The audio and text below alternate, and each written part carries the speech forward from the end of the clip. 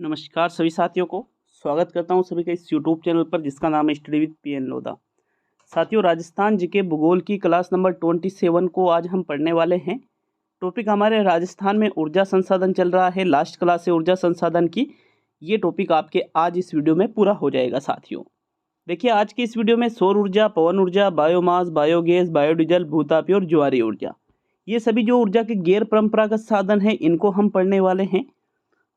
Class number जो 26 थी उसमें भी हमने राजस्थान के ऊर्जा संसाधन पढ़े थे और यहाँ पर भी हम, क्योंकि वो सिर्फ परंपरागत पढ़े थे, आज हम गैर परंपरागत के ऊपर पूरी डिटेल से पढ़ेंगे। लेवल 1 के लिए और लेवल 2 जो आपके थर्ड ग्रेड मुख्य पेपर है जनवरी 2023 में, उसके लिए बेहद उपयोगी है। तो चलिए शुरू करते हैं आज के इस वीडियो को। साथियों, बहुत ही डिटेल से पढ़ाने वाला हूँ।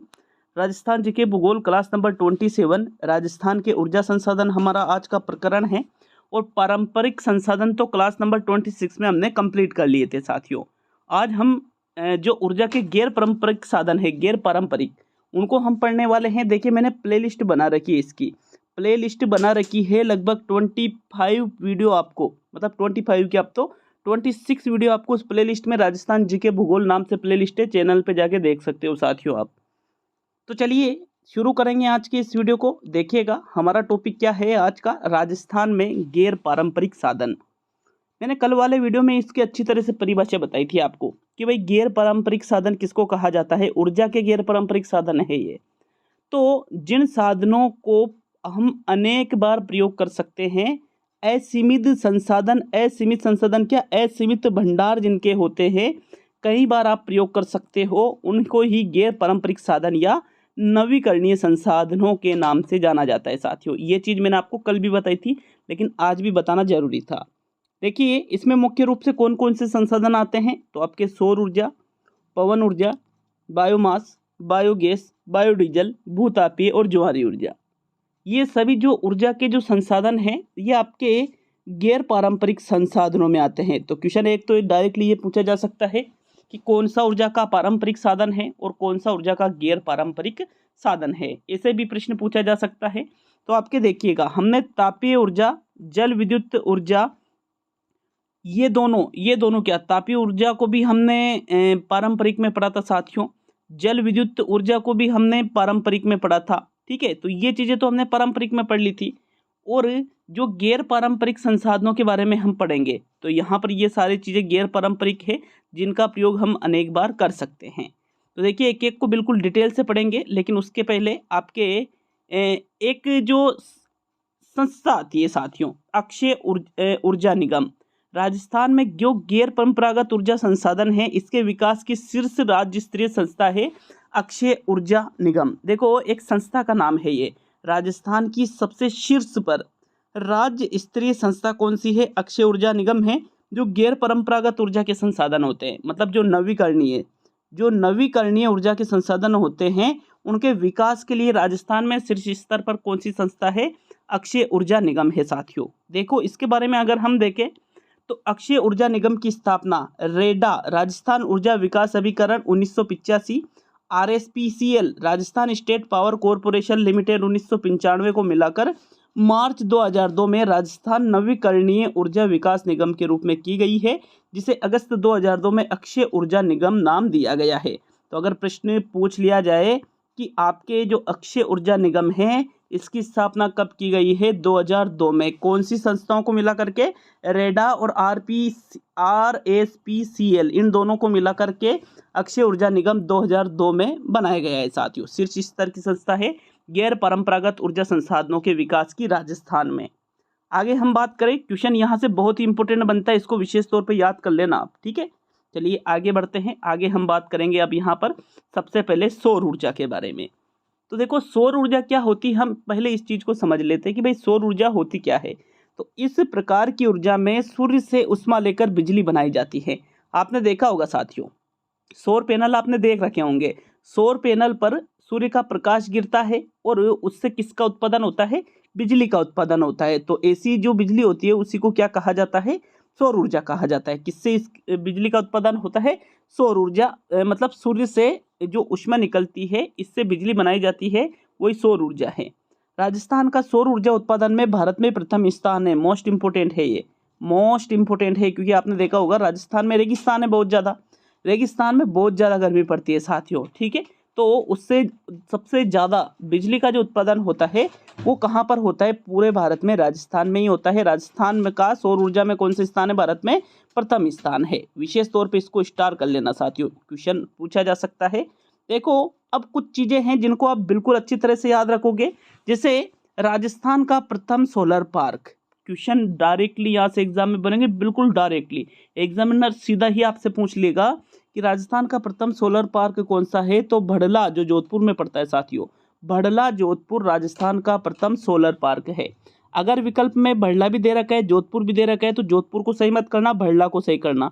भड़ला नहीं दे रखा है तो जोधपुर सही करना। तो साथियों क्वेश्चन एग्जामिनर डायरेक्टली आपसे पूछ सकता है कि राजस्थान का प्रथम सोलर पार्क कौन सा है, तो कहाँ है, भड़ला जोधपुर में है साथियों। भड़ला जो है जोधपुर के बाप क्षेत्र में आता है साथियों। जोधपुर में एक क्षेत्र है जिसका नाम है बाप क्षेत्र। क्या नाम है, बाप क्षेत्र। उस क्षेत्र के अंतर्गत भड़ला आता है और कहाँ, जोधपुर में। इसका विकास 4 चरणों में किया गया है। किसका, ये जो आपके राजस्थान का प्रथम सोलर पार्क भड़ला जोधपुर में है, इसका विकास कितने चरणों में किया गया है, 4 चरणों में किया गया है। तो ये भी आपको पॉइंट अच्छी तरह से याद होना ही चाहिए। दूसरे नंबर पे आता है सोलर सिटी। तो सोलर सिटी कहा जाता है जैसलमेर व पुष्कर अजमेर को साथियों। किसको कहा जाता है, जैसलमेर व पुष्कर को कहा जाता है। पुष्कर कहाँ पड़ता है, अजमेर में पड़ता है। देखो प्रथम सोलर पार्क कहाँ पर है, भड़ला जोधपुर में, और सोलर सिटी कहते हैं जैसलमेर व पुष्कर को। राजस्थान की प्रथम सोलर इकाई है साथियों गोरीर। कौन सी है, गोरीर है, जो आपके झुंझुनू जिले में पड़ती है। तो क्वेश्चन पूछा जा सकता है कि राजस्थान की प्रथम सोलर इकाई कहाँ है, झुंझुनू में। झुंझुनू में कहाँ है, गोरीर में है साथियों। देखो ये चीज़ें बिल्कुल पढ़ाने की क्या है मतलब, एक तरह से पॉइंट टू पॉइंट कि भाई आपको ये चीज़ें याद करनी पड़ेगी कि भाई ये चीज़ वहाँ स्थापित किया गया है, तो इसमें समझाने वाली ज़्यादा कोई बात है नहीं। निजी क्षेत्र में राजस्थान की प्रथम सोलर इकाई साथियों ये खीवसर नागौर में स्थापित की गई। कहाँ पर, खीवसर नामक स्थान पड़ता है, कहाँ पर पड़ता है, नागौर में पड़ता है। यहीं पर निजी क्षेत्र में राजस्थान की प्रथम सोलर इकाई स्थापित की गई थी, खीवसर नागौर में। जो राजस्थान का प्रथम सौर ऊर्जा संयंत्र है यह आपके मथानिया जोधपुर में स्थापित किया गया था। सौर ऊर्जा संयंत्र, सोलर पार्क अलग है, सोलर पार्क मथानिया जोधपुर नहीं है, सोलर पार्क भड़ला जोधपुर है साथियों, और सौर ऊर्जा संयंत्र मथानिया जोधपुर है। दोनों है जोधपुर में, प्रथम सौर ऊर्जा संयंत्र और सोलर पार्क, लेकिन एक भड़ला जोधपुर और एक मथानिया जोधपुर। मथानिया जोधपुर में क्या है, सौर ऊर्जा संयंत्र है। नेक्स्ट बात करेंगे तो विश्व की जो प्रथम सोलर नाव चलाई गई थी साथियों ये आपके पिचोला झील उदयपुर में चलाई गई थी। कहाँ पर, पिचोला झील जो कहाँ पर पड़ती है, आपके उदयपुर जिले में पड़ती है। झीलों की नगरी कौन सी है, उदयपुर। इसमें एक झील कौन सी आती है, पिचोला झील। मीठे पानी की झील है ना, ये हमने पढ़ी है इस झील को, ठीक है। तो ये जो मीठे पानी की पिचोला झील है उदयपुर में, यहीं पर विश्व की सबसे पहले सोलर नाव चलाई गई थी साथियों। मोस्ट इंपोर्टेंट फैक्ट है, एक एक फैक्ट मोस्ट इंपोर्टेंट है, कहीं कोई भी मिस्टेक नहीं है किसी भी फैक्ट में, अच्छी तरह से चेक किया है बिल्कुल। जो राजस्थान का प्रथम सौर ऊर्जा चलित जो एटीएम है, एटीएम ऑटोमेटिक टेलर मशीन जिसकी फुल फॉर्म है, पैसे की निकासी आप करते हो जहाँ से, तो साथियों ये मनोहरपुर जयपुर में स्थित। कहाँ पर, मनोहरपुर जयपुर में राजस्थान का प्रथम सौर ऊर्जा चलित एटीएम है। कहाँ, मनोहरपुर जयपुर में साथियों। तो ये बहुत ही इंपॉर्टेंट फैक्ट थे सौर ऊर्जा से संबंधित। चलिए आगे बढ़ते हैं। आगे हम बात करें तो राजस्थान का जो प्रथम सोलर रेलवे स्टेशन है साथियों, सौर ऊर्जा से चलित जो रेलवे स्टेशन है वो है गोरम घाट रेलवे स्टेशन। कौन सा है, क्वेश्चन एग्जामिनर यहीं से पूछेगा, यहाँ से बाहर क्वेश्चन नहीं आने वाला है, एक एक चीज याद कर लेना। इसीलिए राजस्थान का प्रथम सोलर रेलवे स्टेशन है गोरम घाट रेलवे स्टेशन, और सौर ऊर्जा संरक्षण में प्रथम रेलवे स्टेशन है जोधपुर साथियों। कहाँ पर, जोधपुर में। दोनों अलग चीज है, प्रथम सोलर रेलवे स्टेशन पूछे तो गोरम घाट, और सौर ऊर्जा संरक्षण में प्रथम पूछे तो जोधपुर रहेगा साथियों आपके सही उत्तर। आगे देखिए तो राजस्थान का जो प्रथम सौर ऊर्जा चलित फ्रिज है ये बालेसर जोधपुर में। कहाँ पर है, ज़्यादातर चीज़ें जोधपुर में सौर ऊर्जा की मतलब, तो राजस्थान का प्रथम सौर ऊर्जा चलित फ्रिज आपके जोधपुर में कई स्थान पर है, बालेसर में है। जो फ्रिज किससे चलता है, सौर ऊर्जा से चलता है। राजस्थान का जो प्रथम सौर ऊर्जा विद्युत गृह गांव है ये नया गांव जयपुर में है साथियों। ये जोधपुर में नहीं है भाई, ये कहाँ पर है, आपके जयपुर में है। राजस्थान का प्रथम सौर ऊर्जा विद्युत गृह गांव नया गांव है जो आपके जयपुर में पड़ता है। राजस्थान का दूसरा सबसे बड़ा जो सोलर पार्क है साथियों ये आपके नोक जैसलमेर में पड़ता है। कहाँ पर पड़ता है, नोक जैसलमेर में पड़ता है। क्या, राजस्थान का दूसरा सबसे बड़ा सोलर पार्क कहाँ पड़ता है, नोक जैसलमेर में पड़ता है। चलिए आगे बढ़ेंगे। ये आपके कुछ सौर ऊर्जा से संबंधित बहुत ही महत्वपूर्ण फैक्ट थे। अब इसके बारे में कुछ विशेष भी है। देखिए विशेष क्या है कि सौर ऊर्जा नीति घोषित करने वाला भारत का प्रथम राज्य कौन सा है? राजस्थान ही है साथियों। क्वेश्चन एग्जामिनर यहीं से बनाएगा, मैं वापस कह रहा हूँ, क्वेश्चन बाहर नहीं जाने वाला है, चीज़ों को पूरा पढ़ लेना। लेकिन तो क्वेश्चन देखिए क्या बन सकता है कि सौर ऊर्जा नीति घोषित करने वाला भारत का प्रथम राज्य कौन सा है? तो आपका उत्तर क्या रहेगा? राजस्थान। साथियों राजस्थान ने प्रथम सौर ऊर्जा नीति 19 अप्रैल 2011 को घोषित की थी। दूसरी सौर ऊर्जा नीति 8 अक्टूबर 2014 को घोषित की थी। और जो नवीनतम सौर ऊर्जा नीति है ये आपके 18 दिसंबर 2019 को घोषित की गई थी। तो प्रथम याद रखना अच्छी तरह से, और तीसरी मतलब नवीनतम याद रखना है खास तौर पे। तो प्रथम सौर ऊर्जा नीति 19 अप्रैल 2011 और नवीनतम सौर नीति 18 दिसंबर 2019 को घोषित की गई थी। क्लियर है यहाँ तक सभी के? तो चलिए आगे बढ़ेंगे साथियों। देखिए भालेरी कहाँ पड़ता है? चूरू में पड़ता है। में सौर ऊर्जा से खारे पानी को मीठा बनाने के लिए यहाँ संयंत्र लगाया गया है। तो एग्जामिनर क्वेश्चन क्या पूछ सकता है कि राजस्थान में कहाँ पर खारे पानी को मीठा बनाने के लिए सौर ऊर्जा का संयंत्र लगाया गया है? तो आंसर क्या रहेगा? भालेरी चूरू में लगाया गया है साथियों। तो ये सौर ऊर्जा का टॉपिक आपके पूरा होता है। चलिए जो ऊर्जा का अगला गैर परंपरागत साधन है उसको देख लेते हैं। तो आपके दूसरे नंबर पे आता है पवन ऊर्जा। देखो पवन ऊर्जा राजस्थान में आपने देखा होगा कि जो पश्चिमी राजस्थान है साथियों, मरुस्थलीय जो प्रदेश है, सौर ऊर्जा का उत्पादन भी इधर ही सर्वाधिक हो रहा है, जोधपुर की तरफ, ठीक है। और जो पवन ऊर्जा है इसमें भी आपके बिल्कुल जो पश्चिमी राजस्थान है उधर ही उत्पादन होगा, क्योंकि वहाँ पर हवाएं बहुत तीव्र गति से चलती है, ठीक है, बड़े बड़े तूफान आते हैं वहाँ पर। तो चलिए देखते हैं पवन ऊर्जा को। राजस्थान का देश में स्थान साथियों, पवन ऊर्जा का राजस्थान में जो राजस्थान का देश में जो स्थान है वो चौथा है। टाइपिंग मिस्टेक है, चौथा स्थान है साथियों। राजस्थान से पहले भी 3 राज्य राजस्थान से ज़्यादा उत्पादित करते हैं। राजस्थान में सर्वाधिक उत्पादन जो होता है पवन ऊर्जा का वो आपके जैसलमेर में होता है। कहाँ पर होता है? जैसलमेर में होता है साथियों।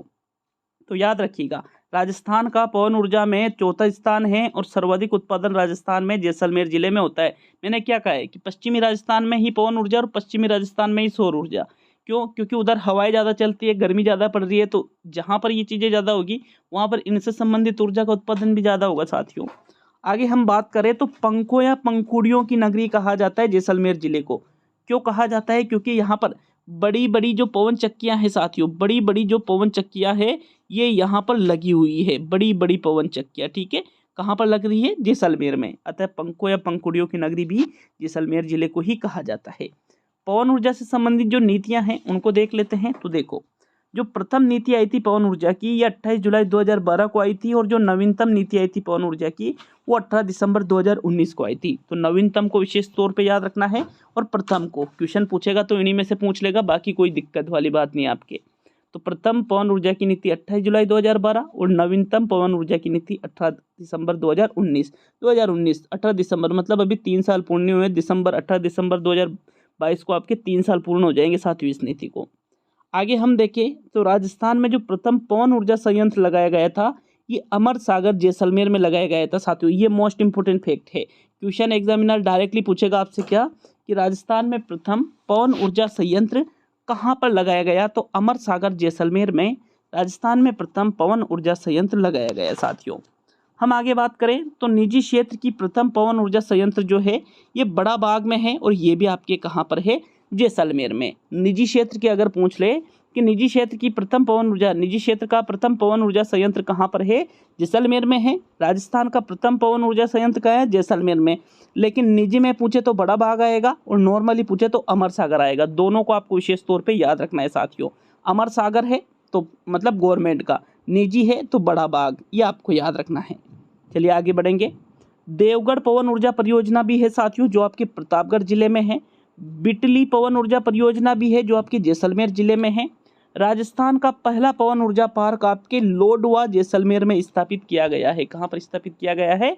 लोडवा नामक स्थान जो जैसलमेर जिले में पड़ता है, यहाँ पर राजस्थान का पहला पवन ऊर्जा पार्क स्थापित किया गया है। देखो हर्ष पवन ऊर्जा परियोजना चलाई गई है सीकर में। कहाँ पर चलाई गई है?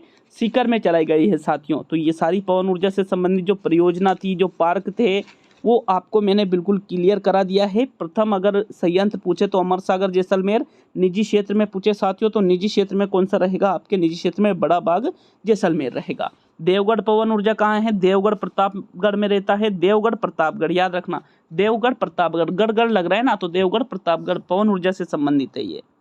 आगे हम बात करें तो बीटली पवन ऊर्जा परियोजना, बीटली भी आपके जैसलमेर में है। और पहला पवन ऊर्जा जो पार्क है राजस्थान का, ये लोडवा जैसलमेर में पड़ता है। और हर्ष पवन ऊर्जा परियोजना कहाँ पर है, सीकर में स्थापित की गई है। तो ये आपके पवन ऊर्जा से संबंधित बहुत ही इंपॉर्टेंट चीजें थी। अब हम देखेंगे साथियों बायोमास या जैव ऊर्जा को। किसको देखेंगे, बायोमास या जैव ऊर्जा को देखने वाले हैं। तो देखिएगा, यह ऊर्जा जैविक उत्पादों से प्राप्त की जाती है। सबसे पहले हम चीजों को समझेंगे कि भाई बायोमास या जैव ऊर्जा होती क्या है साथियों। जो ऊर्जा जैविक उत्पादों से प्राप्त की जाती है, जैविक उत्पाद मतलब जैसे फसलें हैं, पेड़ है, पौधे हैं, गोबर है, मानव अपशिष्ट है, ठीक है। तो इन चीजों से जो जैविक अपशिष्ट हो जाते हैं या जैविक उत्पाद जो हो जाते हैं, उनसे जो बिजली हम बनाते हैं साथियों, उनको ही बायोमास के नाम से जाना जाता है। किस नाम से जाना जाता है, बायोमास। इनमें जो निहित ऊर्जा है, इनको ही बायोमास या जैव ऊर्जा के नाम से जाना जाता है। साथियों बायोमास या जैव ऊर्जा का राजस्थान में कौन सा स्थान है, 8वां स्थान है। राजस्थान में क्या, सॉरी, राजस्थान का भारत में कौन सा स्थान है, 8वां स्थान है साथियों, याद रखिएगा इसको विशेष। जो आपके बायोमास की जो सर्वाधिक संभावना है, राजस्थान के किस जिले में स्थित है, गंगानगर जिले में स्थित है साथियों। तो ये आपको याद रखना है कि राजस्थान में बायोमास की सर्वाधिक संभावना किस जिले में है, आपके गंगानगर जिला। गंगानगर जिला वही है आपके बिल्कुल आपके सबसे पूर्व पश्चिम उत्तर, सबसे उत्तर में स्थित जो जिले हैं, गंगानगर, हनुमानगढ़। अन्न का कटोरा भी हमने पढ़ा था साथियों इसको। तो ये जो गंगानगर है, इसमें बायोमास की सर्वाधिक संभावना है। अन्न का कटोरा कहेंगे, वहाँ फसलें ज़्यादा होंगी, तो फसलों से, पेड़ों से, पौधों से, गोबर से, मानव अपशिष्ट से, ये चीज़ें ज़्यादा है, इसलिए वहाँ पर सर्वाधिक संभावना, आप ऐसे याद रख सकते हो साथियों। इसी से संबंधित एक दिवस मनाया जाता है जिसको हम कहते हैं ऊर्जा संरक्षण दिवस, जो 14 दिसंबर को प्रत्येक वर्ष मनाया जाता है। और एक इसकी पॉलिसी भी है जो आपके है बायोमास पॉलिसी, जो 26 फरवरी 2010 में आई थी साथियों। कब आई थी, 26 फरवरी 2010 में बायोमास पॉलिसी आई थी। तो चलिए आगे बढ़ेंगे। आगे हम बात करते हैं पदमपुर, जो गंगानगर में पड़ता है साथियों। पदमपुर, देखो हमने क्या देखा कि बायोमास या जो जैव ऊर्जा है, बायोमास या जो जैव ऊर्जा है, राजस्थान का 8वां स्थान है। सर्वाधिक संभावना आपके गंगानगर जिले में है। और साथियों गंगानगर में ही एक स्थान है पदमपुर, जो राजस्थान का प्रथम बायोमास संयंत्र यहाँ पर स्थापित किया गया है। ये मैंने देखो ट्रिपल स्टार यहाँ पर लगाए हैं साथियों, ट्रिपल स्टार, मोस्ट इंपोर्टेंट है चीज़।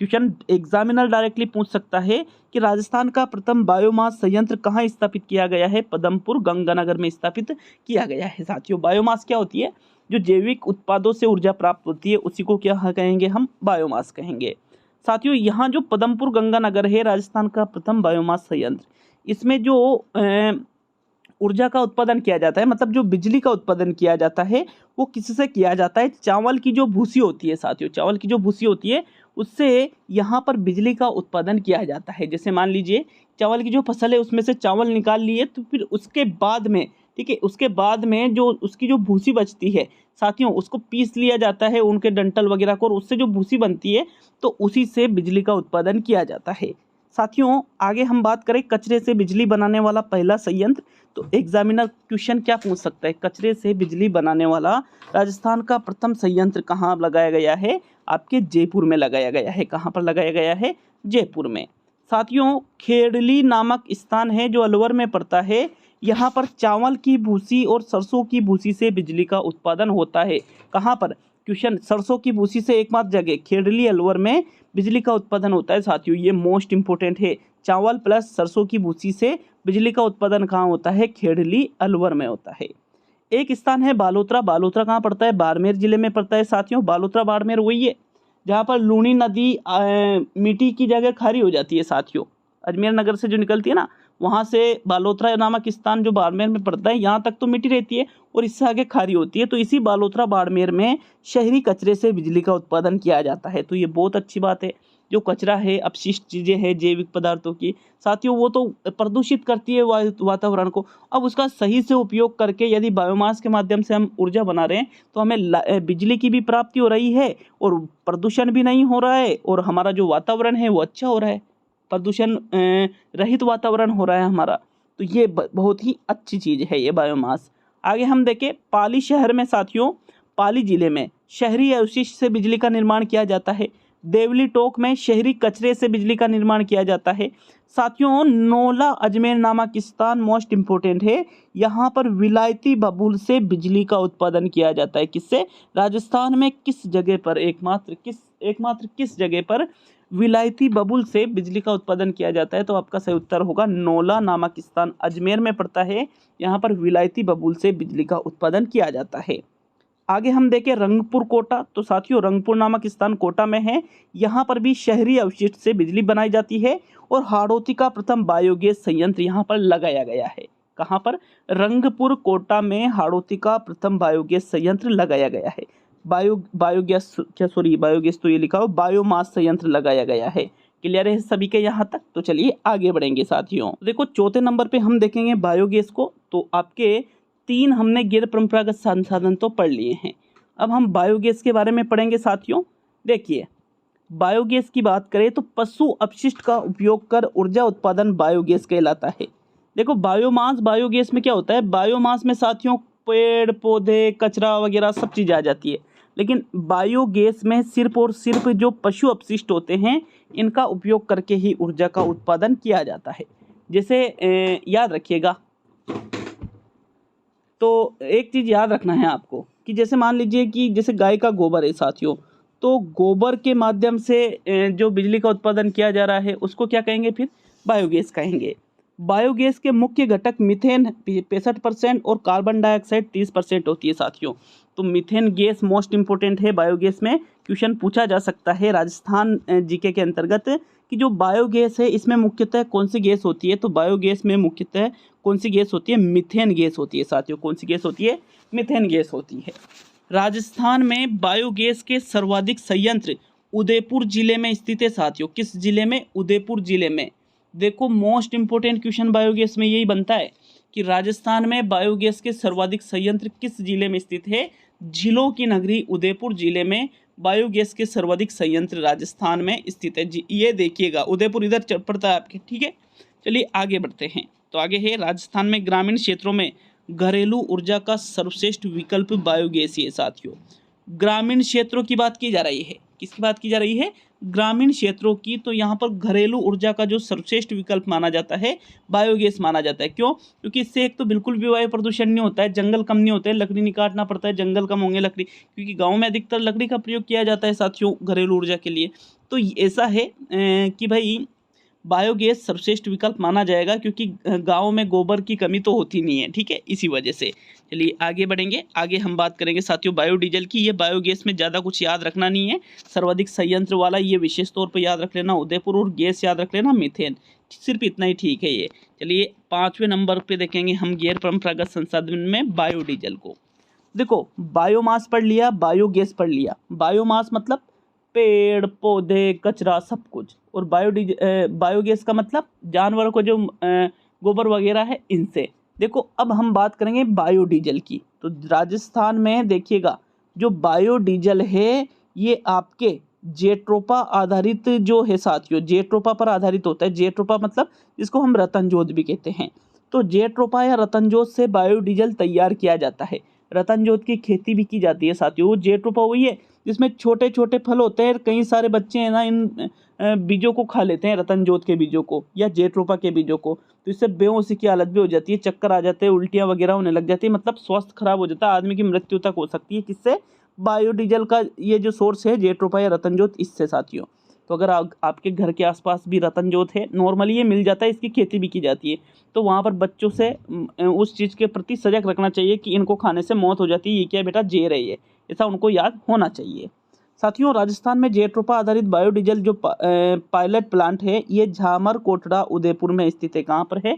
झामर कोटड़ा कहाँ पर पड़ता है? ये आपके उदयपुर में ही पड़ता है। साथियों बायोडीजल डीजल का विकल्प माना जाता है। किसका विकल्प माना जाता है? डीजल का विकल्प। जैसे डीजल का प्रयोग हम गाड़ियों को चलाने के लिए किया जाता है, करते हैं, तो ये जो बायोडीजल है साथियों, एक तो पहली चीज़ है कि भाई इससे प्रदूषण नहीं होता है, पहली चीज़ तो। दूसरी चीज़, भविष्य का ईंधन इसको कहेंगे, क्यों? क्योंकि बायोडीजल रतन जोत तो हमेशा कभी भी आप खेती करके इसको बायोडीजल को प्राप्त कर सकते हो, लेकिन डीजल खत्म हो गया तो इसको कहाँ से बनाओगे? नहीं बना सकते हो। इसीलिए बायोडीजल को डीजल का विकल्प कहा जाता है। जैव ईंधन कच्चे तेल पर निर्भरता को कम करने और स्वच्छ वातावरण को बढ़ावा देने में भी मदद करता है। जो जैव ईंधन है साथियों, ये जो बायोडीजल है, ये कच्चे तेल पर निर्भरता, जो डीजल वगैरह है, पेट्रोल वगैरह है, इसकी निर्भरता को कम करने और स्वच्छ वातावरण को बढ़ावा देने में मदद करता है, क्योंकि इससे प्रदूषण बिल्कुल भी नहीं होता है। चलिए छठे नंबर की ओर बढ़ेंगे। आपके छठे नंबर पे है भूतापीय ऊर्जा। देखो तापीय ऊर्जा अलग है, तापीय ऊर्जा अलग है। तापीय ऊर्जा में हमने क्या देखा था साथियों? तापीय ऊर्जा में तो हमने जैसे कोयले से जो ऊर्जा हमें प्राप्त हो रही है, गैस से जो ऊर्जा हमें प्राप्त हो रही है, पेट्रोलियम पदार्थों से जो ऊर्जा प्राप्त हो रही है, वो है तापीय ऊर्जा। भूतापीय ऊर्जा अलग है। भूमि के अंदर का जो ताप है उससे जो ऊर्जा मिलती है। देखो समझो इस चीज को, भूतापीय ऊर्जा को जियोथर्मल पावर भी कहा जाता है। क्या कहा जाता है? जियोथर्मल पावर भी कहते हैं। किसको कहते हैं? भूतापीय ऊर्जा को कहते हैं। यह ऊर्जा पृथ्वी में संग्रहित ताप से निकाली जाती है। देखो क्वेश्चन क्या पूछा जा सकता है कि किसको जियोथर्मल पावर कहते हैं? तो आंसर रहेगा भूतापीय ऊर्जा। जियोथर्मल पावर किस प्रकार का साधन है? गैर परंपरागत। ये जो भूतापीय ऊर्जा है ये पृथ्वी में संग्रहित ताप से निकाली जाती है। साथियों अब कैसे निकाली जाती है समझो। देखो यह चट्टानों के बीच में फंस जाती है। जो ये आपके भूतापीय ऊर्जा है ये कहाँ फंसी रहती है? चट्टानों के बीच में। जहां इसका दाब अत्यधिक हो जाता है तप्त स्थलों तक पाइपलाइन डालकर इस भाप को बाहर निकाल लिया जाता है। बहुत उच्च दाब पर निकली यह भाप टरबाइन को घुमाती है, जिससे विद्युत जनित्र विद्युत उत्पादन करते हैं। तो इस प्रकार से भूतापीय ऊर्जा में विद्युत का उत्पादन किया जाता है। साथियों राजस्थान में भूतापीय ऊर्जा की जो सर्वाधिक संभावना माउंट आबू, सिरोही और पुष्कर अजमेर में है। साथियों तो मोस्ट इंपोर्टेंट बात क्या है भूतापीय ऊर्जा में, कि क्वेश्चन क्या पूछा जा सकता है कि भूतापीय ऊर्जा किस प्रकार का ऊर्जा संसाधन है? तो आंसर रहेगा गैर परंपरागत ऊर्जा संसाधन है। पहली चीज तो आपको ये याद रखना है। दूसरी चीज, भूतापीय ऊर्जा की राजस्थान में सर्वाधिक संभावना कहाँ है? एक तो आपके माउंट आबू सिरोही और एक आपके पुष्कर अजमेर, इन दोनों जगहों पर भूतापीय ऊर्जा की सर्वाधिक संभावना है साथियों राजस्थान में। तो ये है आपके भूतापीय ऊर्जा जो गैर परंपरागत संसाधन है। मोस्ट इंपोर्टेंट बात, गैर परंपरागत संसाधन है और इसको क्या कहा जाता है? जियोथर्मल पावर भी कहा जाता है। क्या कहा जाता है साथियों? इसको जियोथर्मल पावर। नेक्स्ट सातवें नंबर पे देखें तो सातवें नंबर पे है आपके ज्वारीय ऊर्जा। ज्वारीय ऊर्जा राजस्थान में साथियों बहुत ही आप नगण्य कह सकते हो। क्यों? क्योंकि ज्वारीय ऊर्जा जल विद्युत का एक रूप है और जो समुद्रों से प्राप्त की जाती है। किससे? समुद्रों से।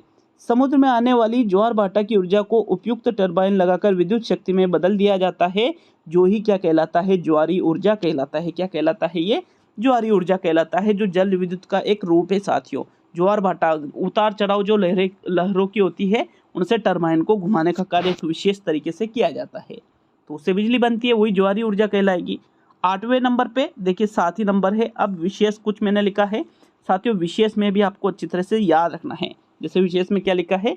राजस्थान राज्य विद्युत मंडल, क्योंकि हम ऊर्जा संसाधन ही तो देख रहे हैं, तो ऊर्जा संसाधन मुख्य रूप से क्या काम आ रहे हैं? बिजली के ही तो काम आ रहे हैं, तो बिजली से संबंधित आपसे प्रश्न पूछे जा सकते हैं, तो ये चीजें भी आपको याद रखनी है। जैसे राजस्थान राज्य विद्युत मंडल की स्थापना 1 जुलाई 1957 को की गई थी। डायरेक्टली प्रश्न पूछेगा एग्जामिनर कि राजस्थान राज्य विद्युत मंडल की स्थापना कब की गई थी? आंसर रहेगा 1 जुलाई 1957 को की गई थी। साथियों ये मोस्ट इंपोर्टेंट क्वेश्चन है, कब की गई थी? 1 जुलाई 1957 को। यह विद्युत उत्पादन का कार्य करता है, प्रसारण का कार्य करता है और वितरण का कार्य भी करता है। तो राजस्थान में विद्युत उत्पादन, प्रसारण और वितरण का कार्य किसके द्वारा किया जाता है?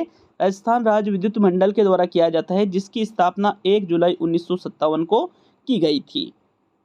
दूसरे नंबर पे आता है आपके राजस्थान विद्युत मंडल को 5 भागों में बांटा गया है। कितने भागों में बांटा गया है? 5 भागों में। तो देखो जो राजस्थान विद्युत मंडल है इसके 5 भाग कौन कौन से हैं? पहला है राजस्थान राज्य विद्युत उत्पादन लिमिटेड, जिसका मुख्यालय जयपुर में है और जुलाई 2000 में इसकी स्थापना की गई थी। दूसरा है राजस्थान राज्य विद्युत प्रसारण लिमिटेड, जो आपके जुलाई 2000 में स्थापित किया गया था।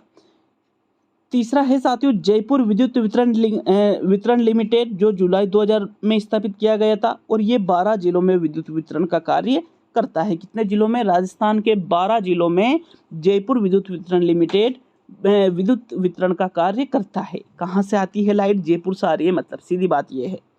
चौथे नंबर पे है साथियों अजमेर विद्युत वितरण निगम लिमिटेड, ये इसकी स्थापना भी जुलाई 2000 में की गई थी। और साथियों ये अजमेर में, भाई नाम है तो अजमेर में रहेगा।